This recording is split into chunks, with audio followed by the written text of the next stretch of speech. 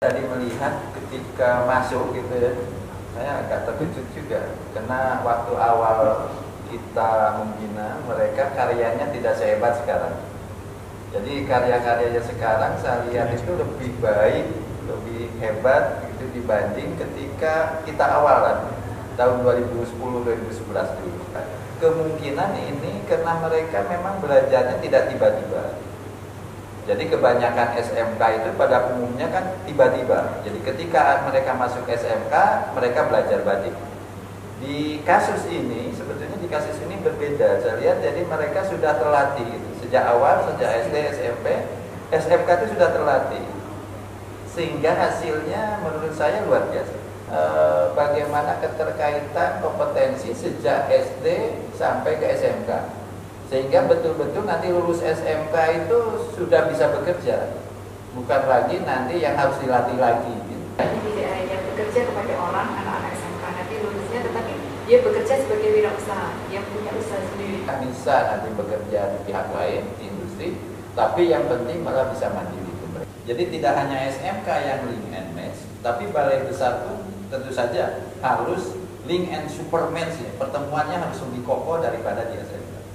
Jadi kalau kita lihat dari link and match ini, bagaimana nampak bahwa hasilnya ini akan lebih hebat dibanding kita bekerja sendirian.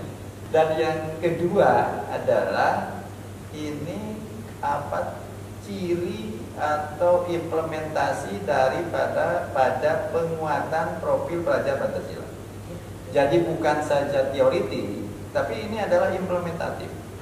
Jadi bagaimana anak-anak itu bisa mandiri, bagaimana anak-anak itu bisa kritis, bagaimana anak-anak itu bisa paham tentang budayanya sendiri, dia mengembangkan budayanya sendiri, dia mencintai budayanya sendiri.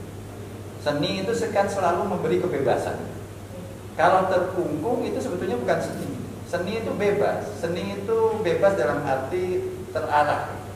Seni ini adalah membangun kemandirian dan kebebasan anak untuk berkreasi. Dari kreativitas yang akan mendorong pada kemandirian anak, kebebasan anak dalam belajar. Belajar tidak hanya dari guru, tapi dia belajar dari alam. Kalau kita lihat karya-karya anak-anak itu dia banyak belajar dari alam. Dia belajar pada alam, miteni alam, mengamati alam. Jadi bagaimana alam itu dia tiru atau dia modifikasi menjadi motif yang baru. Inilah saya pikir sebagai salah satu penerapan dari tadi kebijakan tentang profil pelajar Pancasila, kemerdekaan di dalam belajar anak-anak. Jadi anak-anak tidak bertumpu pada guru saja, tapi dia bertumpu bisa melihat karya alam itu, melihat alam dicontoh, ditiru, dikembangkan, diinovasi, dicipta hal-hal yang baru. Sebelum kami tutup, Pak Sandi mungkin ada tambahan? Ya, kalau saya dari semua pembicaraan tadi itu ujung-ujungnya pada yang tadi disampaikan Pak Toto, bagaimana model ini menjadi contoh yang perlu disebarluaskan. Terus ujungnya lagi adalah sustainable, keberlanjutannya. Nah, keberlanjutan model yang ada di Sari ini menjadi tanggung jawab bersama. Kami dari Balai Besar Seni dan Budaya ini sudah merintis memulai dengan bekerja sama waktu itu dengan Astra Internasional Politika, tetapi nextnya ini mesti menjadi tanggung jawab bersama. Dan saya mengetahui dari pemerintah daerah istimewa Yogyakarta sudah mulai terjun, tetapi terjunnya pada skop yang lebih luas, tapi skop yang lebih implementatif.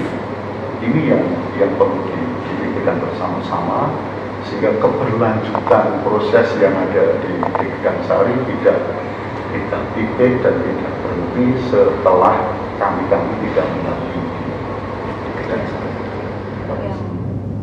Peringatan Hari Batik Nasional 2021 dengan tema Batik Menguatkan Profil Pelajar Pancasila dan Budaya Kerja.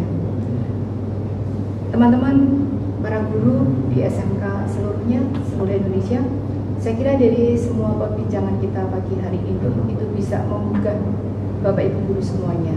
Mari kita sama-sama bekerja, menjalin kerjasama dengan semuanya, mungkin dari industri ataupun dari wilayahnya masing-masing. Ini baru satu contoh saja. Saya yakin kita tidak hanya urusan kita pada anak didik kita, anak SMK, tetapi ternyata kalau kita bisa menggali dari mulai anak SD, SMP, meningkat anak-anak kita SMK, itu akan lebih bisa berkarya lebih leluasa. Teman-teman, selamat berjuang dan selamat Hari Batik 2021.